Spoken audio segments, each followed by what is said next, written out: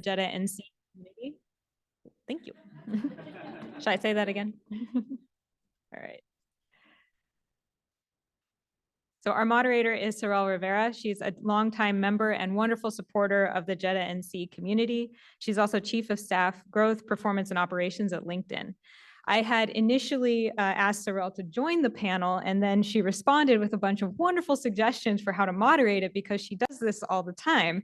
So she naturally got promoted to be the moderator, which is how it works with Jet, right? That's how we do things. So Sorel and our panelists all represent a wide range of professional backgrounds and lived experiences. So with that, I'll pass it off to Sorel to introduce our panel. Great, thanks, Melissa. Hi, good morning.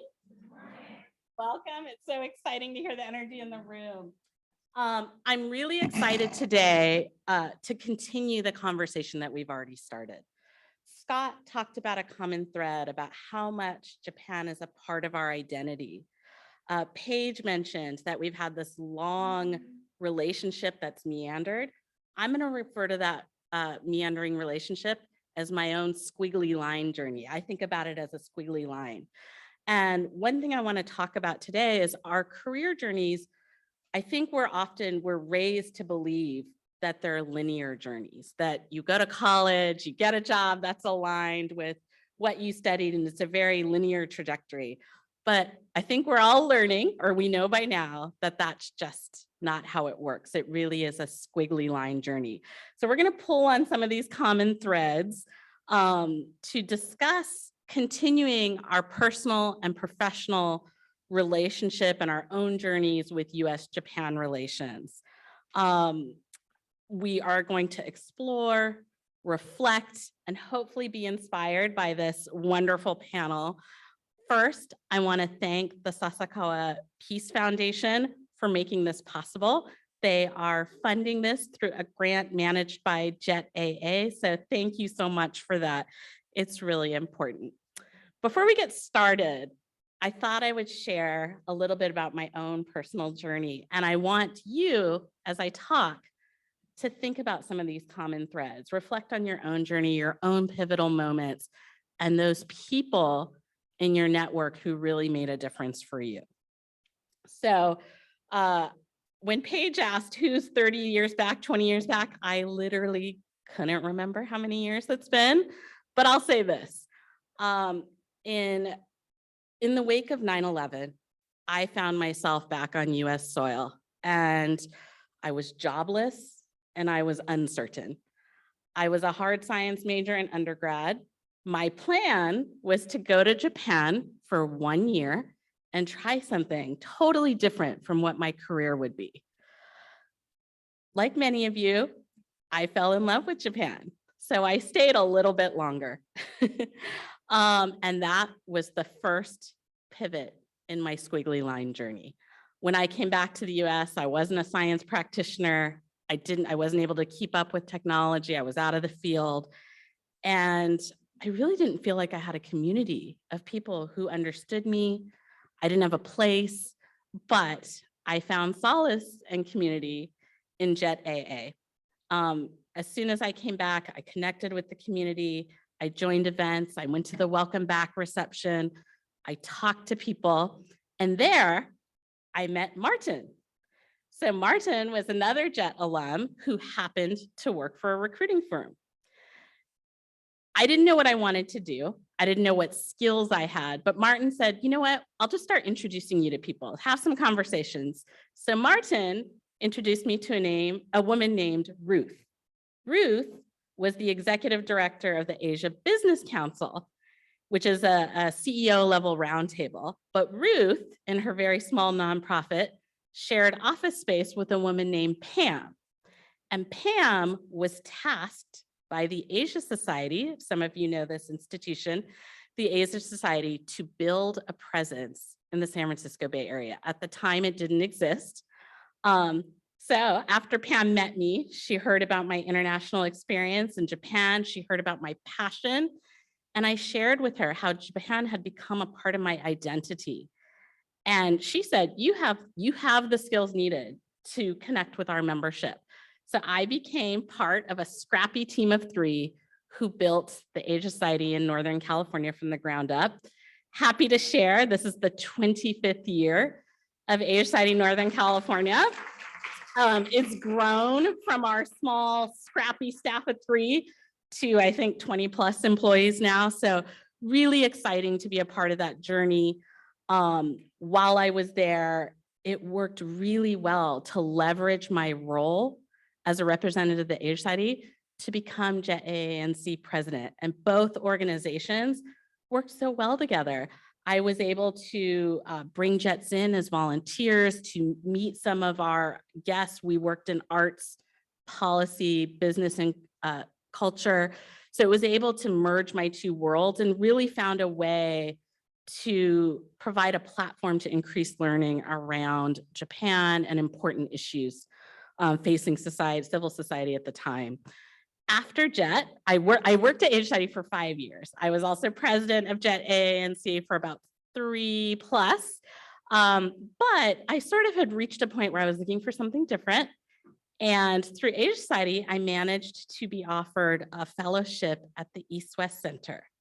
So another institution, I don't know if some folks here know the East-West Center, but I had a fellowship there for a year. So if anyone here is curious about learning more, happy to share about my experience. It's also a landing pad for many, many JET alumni. At East-West Center is an institution dedicated to collective and cooperative study, dialogue, and research to further relations between the United States, Asia, and the Pacific. It's based in Honolulu, Hawaii. Same thing, when I landed in Hawaii, I'm fortunate my family's from there, but was looking for a community, landed with the JET community. For the folks who were at dinner last night, somebody I met through the JET community just ended up marrying one of my best friends, who I met at East-West Center. So it is the international relations community is very small. But that journey, so I did my fellowship. During my fellowship, I started thinking about pivoting my career again. I had been working in nonprofit and public policy, and I had this inkling about what's possible in the private sector. And reality, that's where the money is. I want to take care of myself, but I also want to scale this vision I have for bridging 2 worlds. And so spent some time there reflecting on my own journey, ended up ultimately worked still in the nonprofit public policy, worked on the federal stimulus at the time, and then decided to go to grad school, got my MBA, graduated with my MBA, and I was in Hawaii, and the tech sector is here in the Bay Area at the time. It was right around the financial crisis, if you remember that. And I thought, how am I going to pivot my career with no experience in the tech sector except this college degree? But so every day, I was on LinkedIn, the platform, searching for jobs, and I came across my old pal, who was the president of JETAA New South Wales in Australia, was recruiting for a consulting job in the San Francisco Bay Area. So based in Australia, working for a consulting firm that was doing work with Cisco systems. So I had met Michelle Elliott at a JETAA International Conference in Aichi and Kobe 10 years before this pivotal moment. But I thought, I'm going to reach out to her. I'm just going to tap her and say, do you remember me from 10 years ago when we were both presidents of a JET alumni organization? Reached out. She was so gracious. She ultimately hired me. She ended up being my boss for a couple of years. Wonderful. And it was really Michelle who was responsible for getting me into the tech sector and where I am today. I continue in the private sector. As I mentioned, it's a different sector to continue a relationship. The way I continue my relationship today, I'm very involved with SPICE. So if folks here know the Stanford program on international and cross-cultural education, which is currently led by Gary Mukai, who I affectionately call the godfather of the JET program. But I work with students today. I visit e-classrooms across Japan, and the focus of what we talk about is diversity, inclusion, belonging, and equity. This is a topic that students in Japan right now are super passionate and curious about. This is a topic that 20, 30 years ago, my students wouldn't have had the vocabulary to ask me about or wouldn't have known. I wouldn't have known what to tell them about this. So it is an ongoing dialogue. I was excited to hear the work Karen highlighted, but that is how I personally today continue that relationship. And one other area I want to mention, I'd be remiss if I didn't, is the JETAANC scholarship.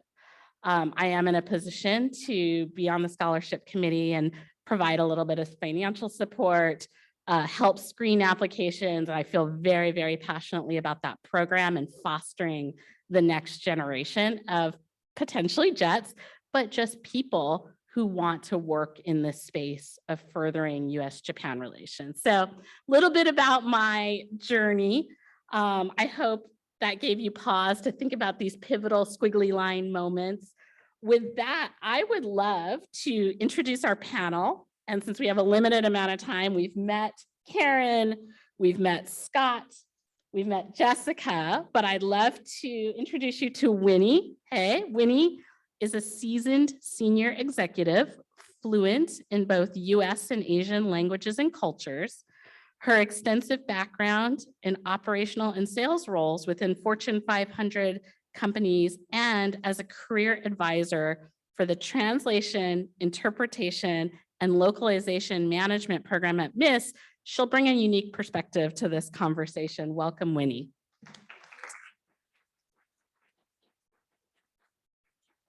I'd also like to introduce Takeshi Yamagishi. Takeshi is general manager at Quick USA.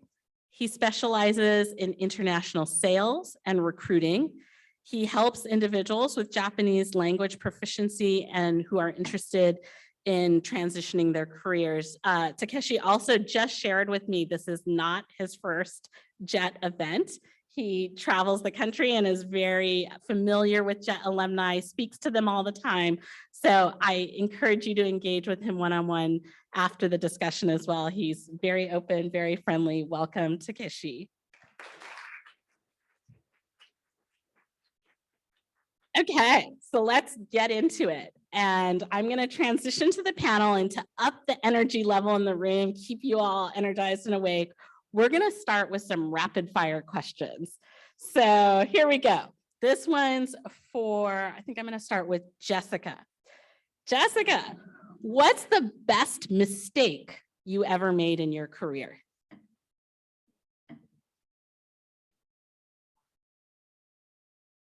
Hello? Okay. So I'm a pretty planned person for those that know me, type A personality. So I hate to call things mistakes, but I think probably the best mistake I made in my career was to not plan a career.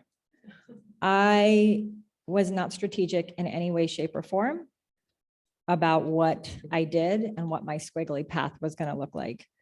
I ultimately chose jobs not based on their salary, which is visible by my bank account, but, but I chose them based on what sounded like fun. And that has led me down the perfect path. Every single job I have had, I have felt very passionately about. I have had a wonderful time doing it. My resume for a long time looked very schizophrenic because of that. But it also made me an interesting person. And it ultimately has led me to places that I found very fulfilling. And because I had so much fun doing the job, I was often very good at it. So by mistake, I ended up in the exact place that I wanted to be with every job I ever had. I love it. That is amazing and a wonderful advice for everybody. Okay, I want to transition to Winnie. Winnie, if you had to describe your job using an emoji, which one would you choose and why? Okay, I don't know if there's a name for it, but there's one that's a smiling face with 2 stars on the eyes. And the reason I choose that is because how my career has evolved has gone beyond my wildest expectations. That's why. I love it. I love the dream big. I love the stars in the eyes. That's great. Takeshi, if your current career didn't exist, what do you think you'd be doing instead?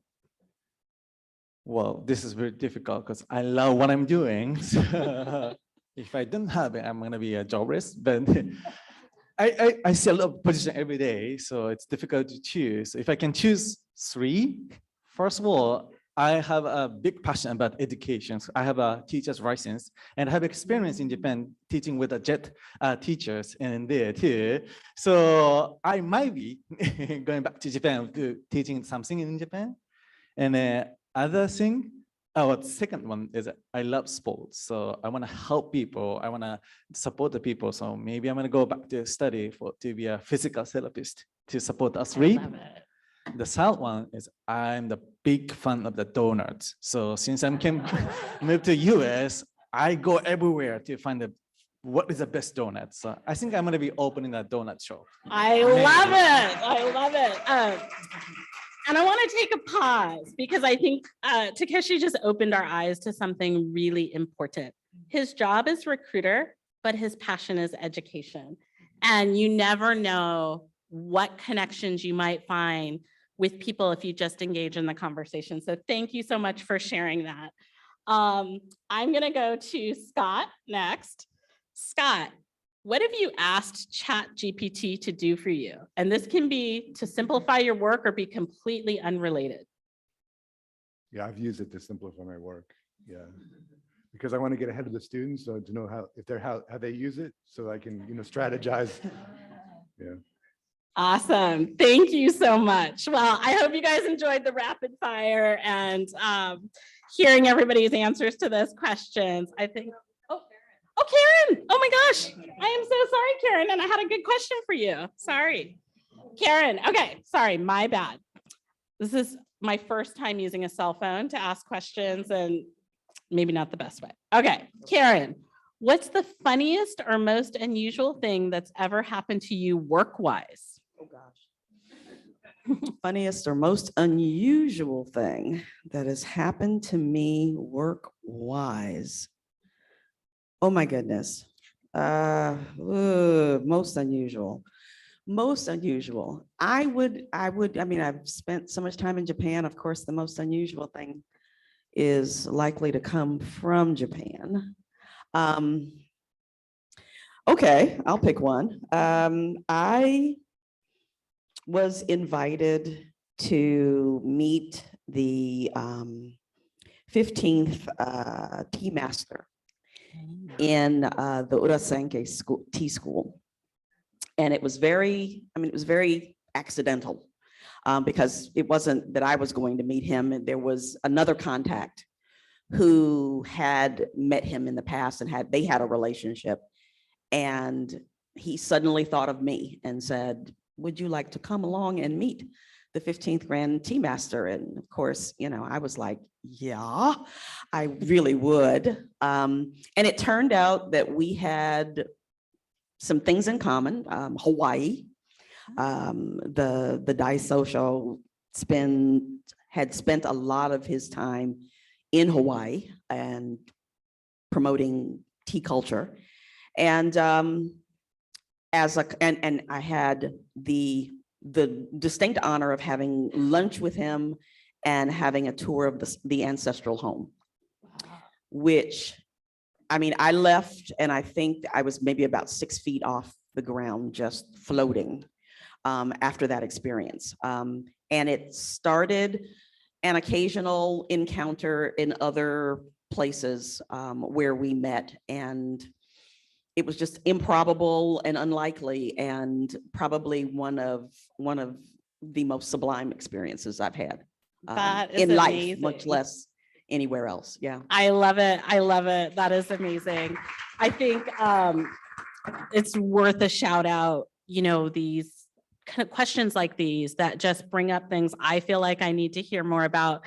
Karen's time in Hawaii, I think we might have common interests, but not just that, but I heard a theme, I'm hearing a theme emerge around the unexpected, the unplanned, that squiggly line of you never know where a connection's going to take you. So I love that story. That was really great. I want to start with our first panelist question with Scott. Scott, with your impressive experience in human and social development across numerous countries, you've likely built a wide-ranging network of professionals and organizations. Could you share some effective networking strategies that have proven invaluable in your career? Yeah, so I've been very fortunate to meet a lot of really great people who work in a lot of important areas and a lot of interesting contexts. I think in the beginning, when I was coming out of school, I was really focused on what people did, what job they had, sometimes where they did that job, like what organization, like working for UNICEF in Nairobi, was like a dream of mine kind of thing. So those are what I was gravitating towards first. Then I started to think more practically about how my job worked. And then I started to connect more with people on how they worked as well. But it seems like now, after so many years, when I think about the most meaningful networking experiences I've had and the most meaningful relationships I've developed, it's because we connect on the purpose of what we do, and the why we do what we do. And I'm in international development, so everything I do is focused on improving the human condition. And when I connect with people, it's because they do that too. And that's when I have the most meaningful and lasting relationships. I love it. I think that connection to your why is so important. It's what bonds all of us. It's what brought us here today. So I truly believe that the connection to the why is a really important factor in forging those connections. And then not just that, but really projecting your passion. When you are passionate about your why, people feel it, sense it, and get on board with what you're proposing. Thanks, Scott, for that. I think my next question, I'd love to go to Karen. Back to Karen. Karen, with your extensive experience in public diplomacy and your proficiency in both French and Japanese, could you share some insights on the role of language and cultural understanding in fostering effective communication and collaboration? Okay, I think I'm speaking to believers here anyway. The importance of language learning, the importance of making that effort to expand your understanding beyond the confines of your own mother tongue cannot be underscored enough. It's important. Proficiency in Japanese, I don't claim. I am a student of Japanese. I will be a student of Japanese until the day they put me 6 feet under. And I will appreciate the discipline of trying to acquire greater understanding of Japanese, because I think it gives me a greater appreciation of the people and the way ideas and thoughts are expressed, which every language puts a platform under the people who speak it and becomes the framework for the way they think and the way they engage. And Japanese does that for the Japanese people. English does that for us. And we expand our platform. We enlarge our platform significantly when we learn to express ourselves in another language. So it's really important for communication and understanding. French is where I think I have a little bit more proficiency. I tend to call myself a French speaker first and foremost. My first native language, my first language after English is French, which I started very accidentally in grade 4. It was an experimental program, and they wanted to see if, elementary school kids could learn a foreign language. And I had a very nice French teacher, Mademoiselle, I can't remember her last name, but she played a guitar. She taught us French songs. And when we memorized the dialogues that she taught us, she would give us candy. Oh. I was hooked. So French was a language that I pursued until I was graduated from university. In fact, it was one of my majors, was learning French. And I can say that having spent time in France as an exchange student, I know that my perception of that culture and the people has been enhanced because of language ability. And of course, you know, way back when I went to France, nobody spoke French for the French. You know, it was just kind of like, please, if you did not speak French almost with native fluency, please don't bother because you're hurting my ears kind of attitude. Yeah. So it was hard to learn French because of that attitude. They didn't want to speak it to you. And, you know, there are impediments, you know, to learning and speaking Japanese. Sometimes Japanese people are like, please don't bother, we can speak English, you know, or, you know, they praise the little bit of Japanese that you have to the sky. And so, after a while, I didn't do that right. I'm getting too much praise for what I just said. That must have been horrible. But it is, I think communication and understanding starts, within.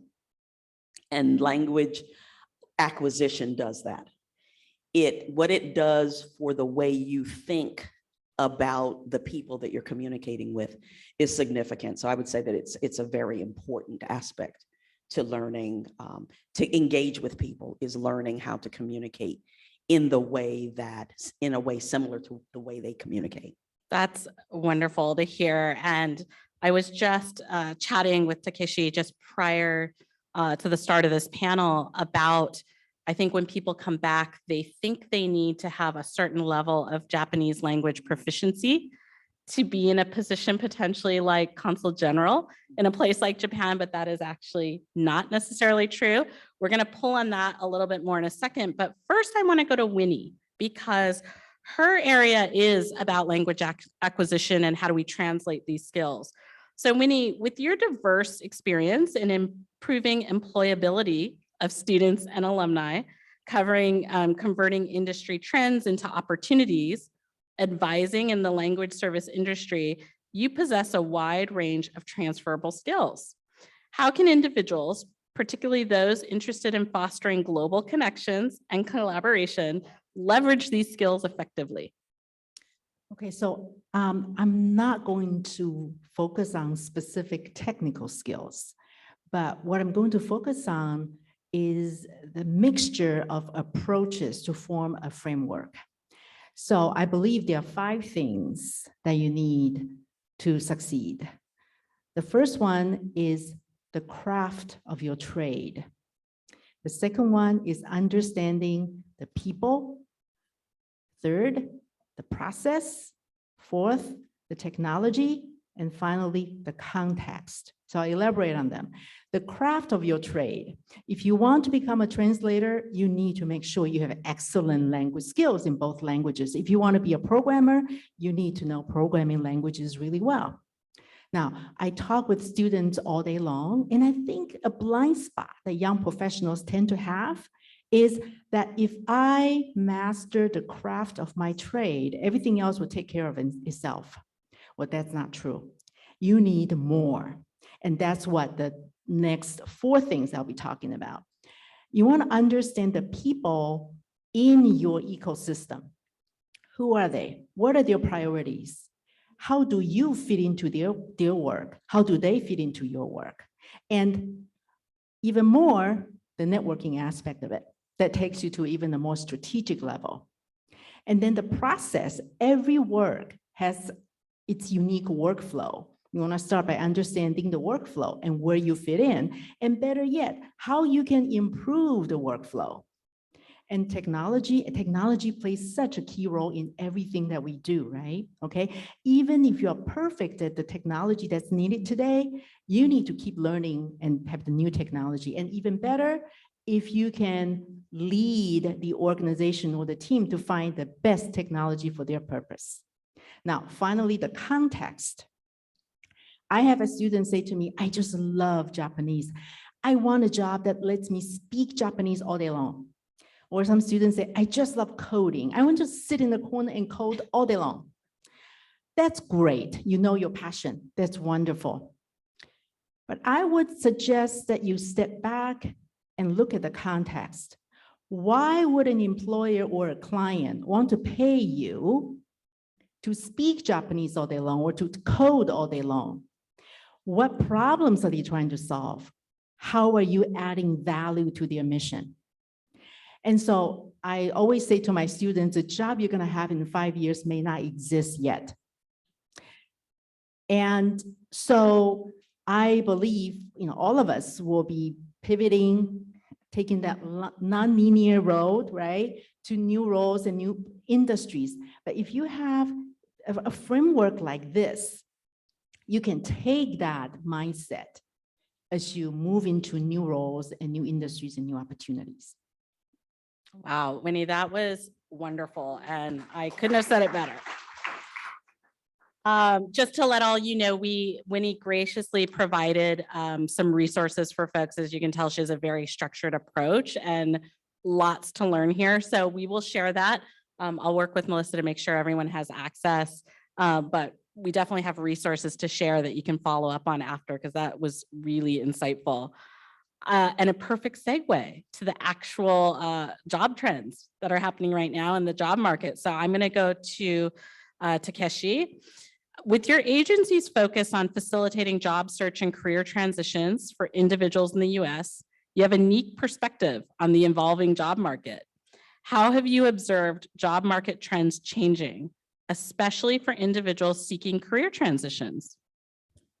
Okay, so before going for the current job market, I want to explain a little bit more in general for the job market for Japanese company in USA. So first of all, what Winnie-san says, it's not only the languages, it's always the balances. It's very important. So a lot of the time when I help for the Jet alumni to come back to here, and when they seek for some jobs, they start thinking, I'm not fluent in Japanese, so am I good enough or something like that? I always say, don't worry about it. So most of the job is becoming more localized, means more a English only speaker is available too. So you don't have to worry about your language skills. Of course, it's always better that you can speak, but as long as if you're not going for the translator or interpreter, then don't worry about it. There's another aspect of your strong skill set or character, or you had experience living in Japan. You had a capacity about understanding, about co-working with international team. So that's the thing I want to tell everybody else. And then the job market in US is you can divide in 3 different area. If you're looking for West Coast, or if you're looking some jobs in the central area, if you're looking for the East Coast, it's totally different industries. And then what they're requesting is also different. Most of the time in West Coast and in the East Coast, the company is still have more demand about the Japanese language skills. So if you look for a job in the West Coast, East Coast, there's more chances that those positions is going to be a big plus if you can speak in Japanese. It's getting less and less because they are trying to be more localized. So it's getting less, but comparing with the other area, it's more. And in Texas and the central area, Georgia, Florida, and all the central area, from long time ago, they are already pivoting more for localized. So like 90%, 95% of the job is getting to be it's fine. You don't have to be fluent in Japanese. Sometimes you don't have to speak in Japanese. If you are interested in Japanese culture, or if you have some experience of understanding, communicating in Japanese people, then that's fine. Then you have to show your skill and that's it. So it's different in the area. And also for the industrial wise, what kind of industry you're interested in, what kind of a position you want, it's also different in those areas. So if you are interested in gaming, like a subculture or animations or something like a food, like those culture things, it's more like in West Coast. And if you're interested in finance, trading, marketing, or licensing businesses, it's more in the East Coast. And if you're very open mind, most Japanese companies' strongest point is manufacturing, automotive, logistic, energy, those general trading, big trading company is in a central.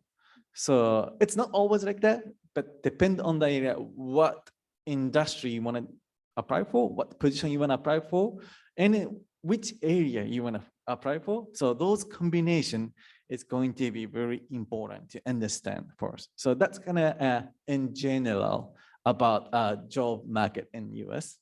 And then back to the in the current market situation, it's this year has been changed a lot. So last year, not only in Japanese company, but all the US job market was like urging, like filling this position. The reason why is like so many candidate was switching their job for a little bit better positions or a little bit better pay or fully remote, those things. So changing a lot. So there's a lot of replacement position that they are urgent to fill it out, something like that. But in this year, the mentality of the candidate has been switched. So because of the unsecure situation about the economy, so most of the candidate is stop thinking about it. Okay, might be a little better pay, but not sure with this new company it's going to be a secure. Like if it's what's going to happen, like a layoff, blah blah blah blah blah. So many people it's stay a little bit calm down. So it means there's about less chances of having a new positions opening for the replacement. But good things for Japanese company is they are accelerating a lot for the business is growing. They are growing the business in US. So their economy wise is very stable. So what they are doing right now is from this year, we have a lot of Japanese company is planning to come and start businesses in US. So they are asking, they want to open the branches in here in US. They want somebody for the opening stuff. And then also most of the company after the COVID, now they have a lot of companies back to order. So they are thinking about the future growth. So Japanese company have a mindset of like a training like for the future growth, train together, grow together. So there's a lot of adding new positions, thinking about new future growth in their company. So right now, the number of the position might be less, but it's not like a bad thing. It's a good thing. The position right now, which is opening, is they are thinking about future growth in their company. So it means like you are not filling only that position, but they are thinking about the growth in the company. So you can have a more career path in the position. So that's kind of current market positions. There was so much there. I want to distill a couple things that we talked about. So one was having a view to industry. I hear a lot of times when Jets approach me, I want a job in international relations or I want a Japan related job. But having a view to the industry that you want to work for is really important. So I love that. The geographic breakdown of where certain industries gravitate to and where that might lead you. I think that's really important. And with that, I do want to take it back to Winnie, because there is, although we said, you know, it really is about the people skills, the trade, the people, the process, the tech, and the culture.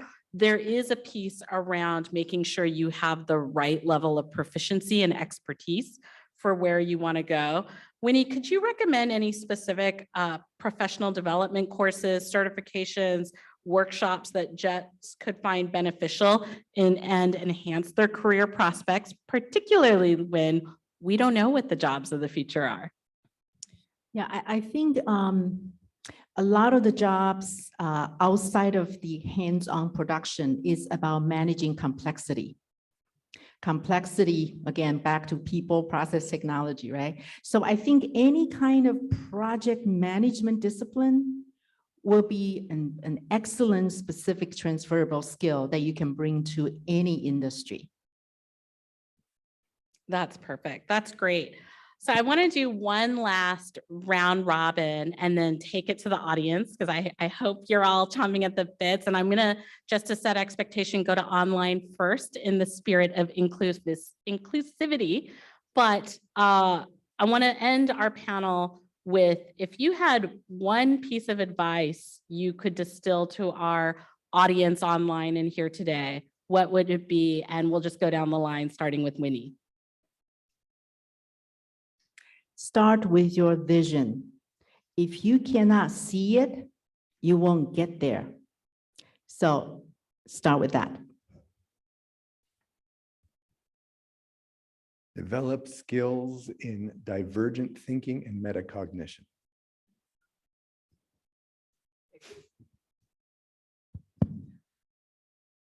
I would say build your network.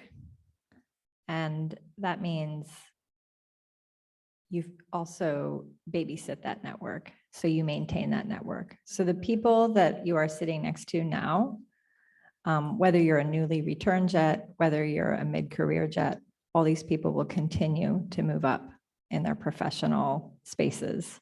And one day you will look next to you and you will have your colleague that you came back from jet on, and you will both be CEOs. And you can make a very large impact on the world around you. But you cannot do that if you don't maintain those networks and those relationships. So put the time in, give of yourself now, and you will get out of it what you put into it. The advice. So I think you have more skill than you think you have.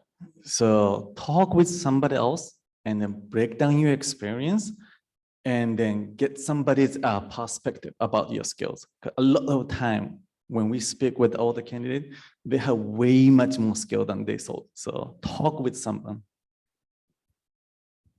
All of that's great advice. I don't know that I've got anything that I can add to that significantly. I would say that you want to keep working on yourself and keep being curious about the world around you. You know, you've had a singular experience being in the JET program, but the world is still changing and coalescing. There are things to learn. There are things to take in. There are ways to grow. You're not done yet. I'm not done yet. And I have more years behind me than ahead of me. But you can always continue to grow and work and learn and work on yourself and be gentle with yourself while you're doing that. There is no prize that's given at the end of your existence, except the experiences that you collect along the way. Well, Karen, that was the perfect setup for this segment of our panel today.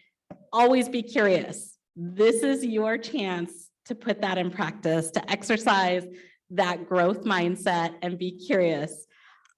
With that, I'd love to see, I think, Adam, sorry, I'm hiding back here. Adam, do we have any online questions? Okay, this is the chance. I open it up to the audience in the room. Does anyone want to ask our panel any questions, curiosities?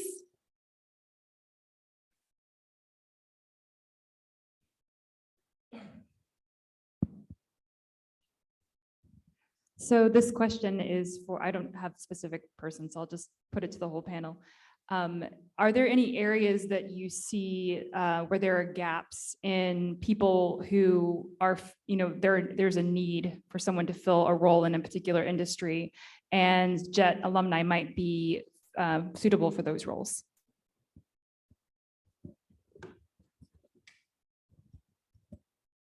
I'll take the first stab at that and then let others join in. Something that's been top of mind for me this last week, and it was actually stimulated by a conversation I had from the Colcon Summit. And this is also due to maintaining my network. I would just like to add that.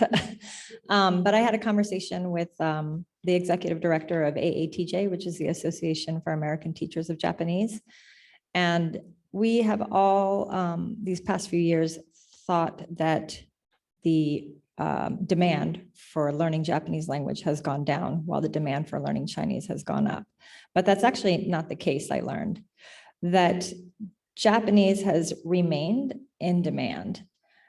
The problem that that we're facing nationally right now is there is a lack of teachers for K through 12 Japanese. About 10 years ago, when you looked out to your group of Japanese teachers and you asked who here was a JET, lots of hands went up, maybe 60, 70%. But that's not the case anymore. And so I would put it forward that JETs are actually the perfect teachers of Japanese. We have all had to learn the language ourselves. We understand the difficulties behind it. We understand the cultural aspects.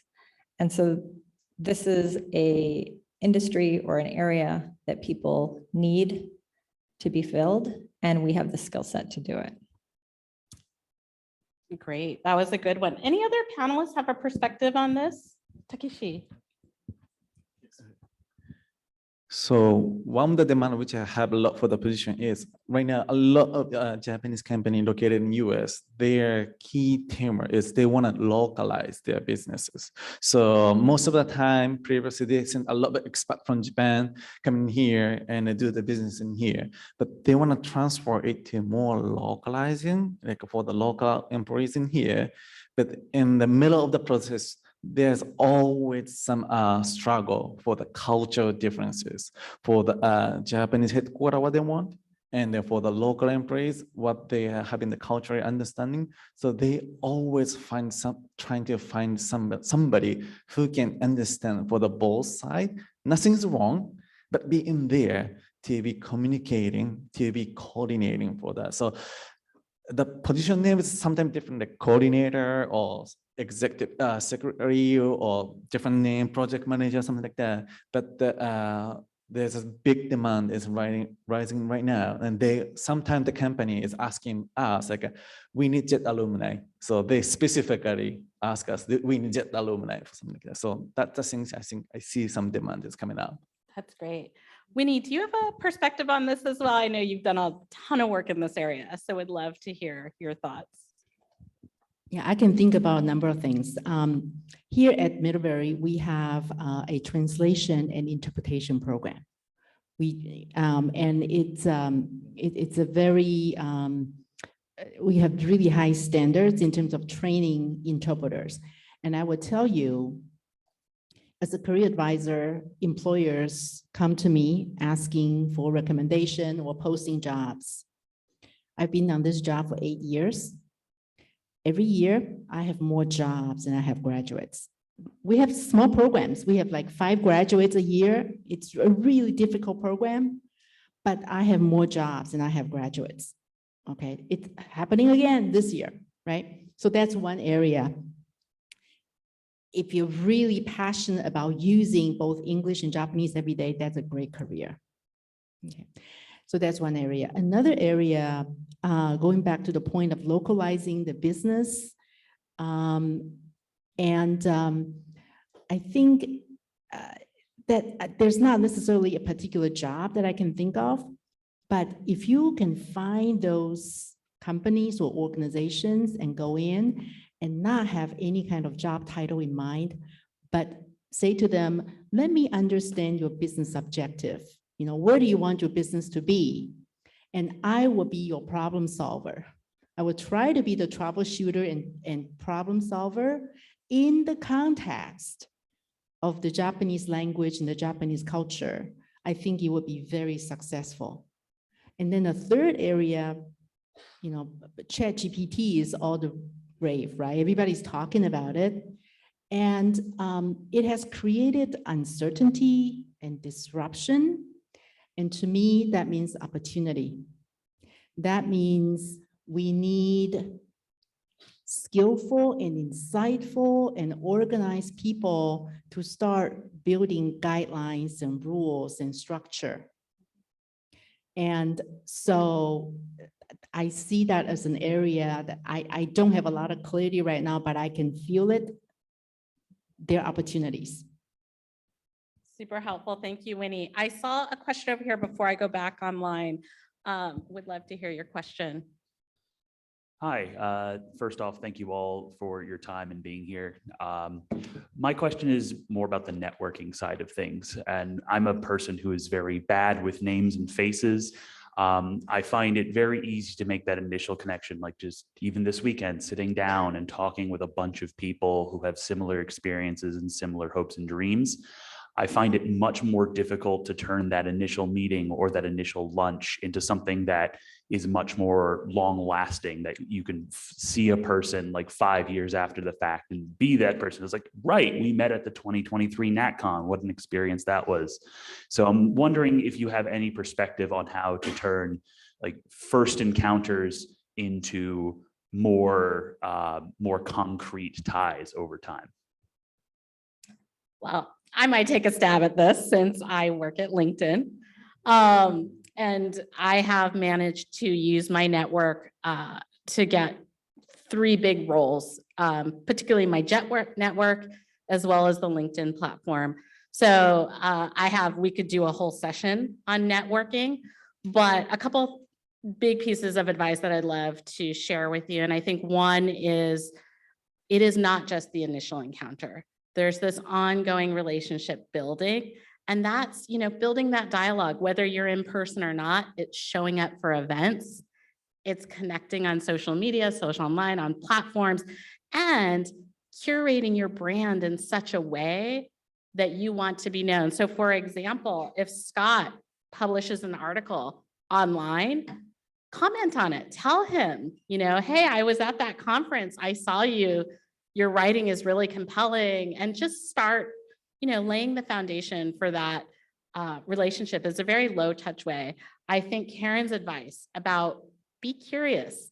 People love to talk. They love to answer questions. And when you're shy, I know it can be difficult to ask questions, but always be curious, I think, is like really the start of a way to nurture those relationships and connect to the why. Start with the why. Any other thoughts on the networking advice?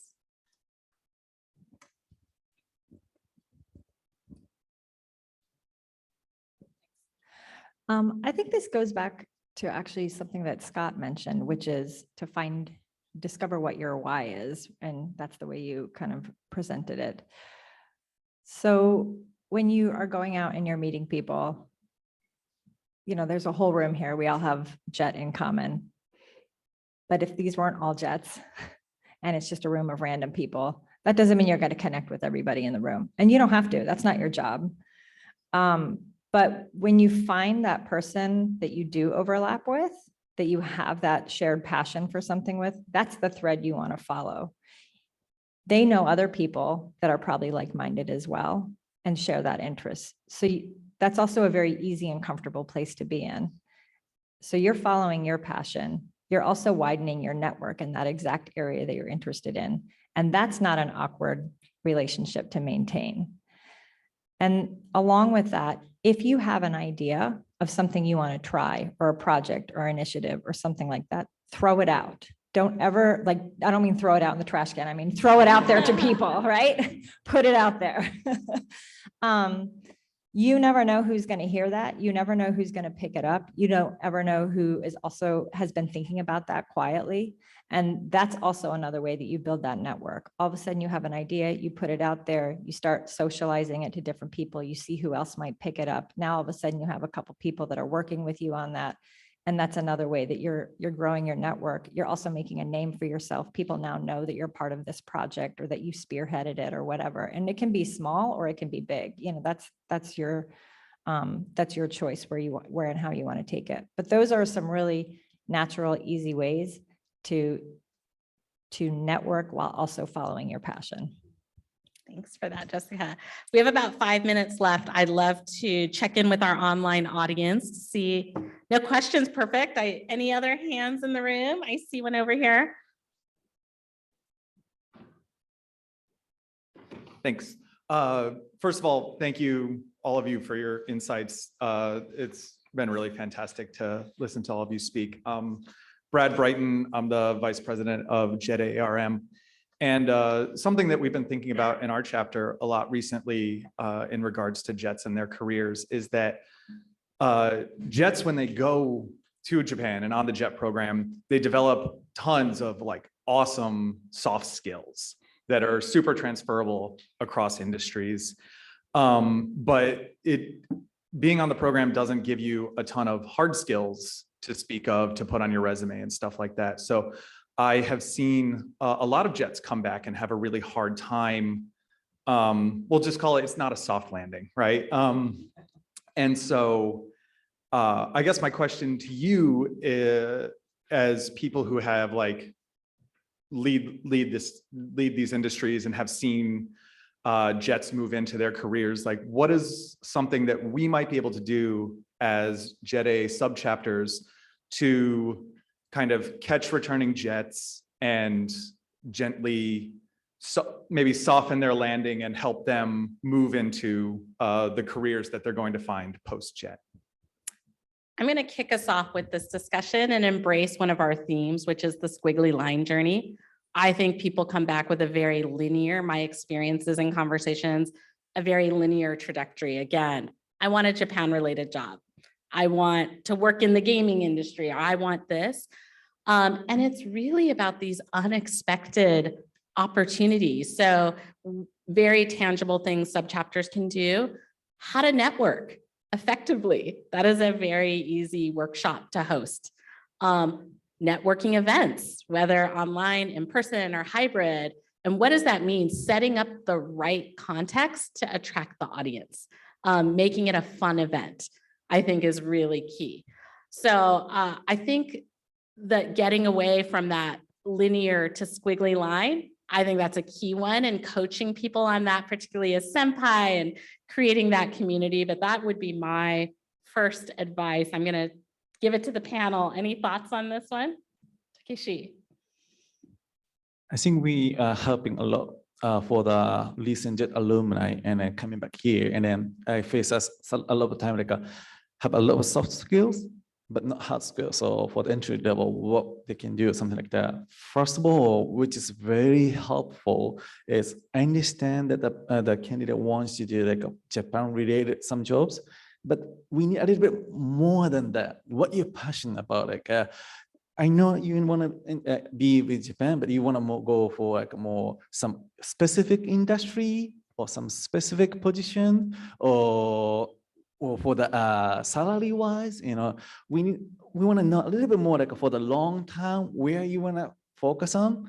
Then it might be much easier to help for that, because if it's Japanese company, those company have a tendency hiring from entry level and then train them to go where they want to do. So when they do the interview, sometimes they decline it. The reason why is they don't see the passion about why they want to work in here. It's not because their hard skills enough or not. They want to know where their passion is. And then if I can train them to be with them, something like that. So yeah, I think it's important to a little bit break down from the Japan and also what they want, and then it might be more clear, and it's much easier for us to help for that. And then for the network things, you know, what that Jessica-san says is babysit the network. I think it's the key. Like a lot of time when they for the network, they see for the short term only. Like I want the network to get this right now, something like that. But most of the time, it's way much more longer time. You don't expect what those connections end up being what, you know. For example, I'm here today is because 2 years ago, out of bro, I connect with the Lions, and connecting with Lions and helped me to connect with a lot of JET alumni, different chapter, and I'm talking with them. And then suddenly I met with Patrickson, and suddenly I met somehow a lot of connection coming up, becoming to connect with the Jessicas and then here, something like that. So it might be better to witness struggling, and I know that person wants the job first right now, but do the networking, not for short time, for the long term. So reframe the thinking. I think one other thing that I heard just here is think about your personal values. I think this is an often overlooked space in job hunting. Different companies have different values, just as you have different personal values. So I recommend embracing your personal values and finding organizations to follow, network within that embrace your values as well. With that, I'd like to wrap this Yeah, up. sorry. Oh, Karen. if I sorry, could. Sorry, my back was turned. Karen, please. No problem, no problem. I would be remiss if I didn't put this on the table. Because the soft skills, we were talking in the context of soft skills that, what does it relate to? JET alumni have amassed exactly the skills that the US government is looking for in their diplomats. You've lived abroad, you have acquired language skills.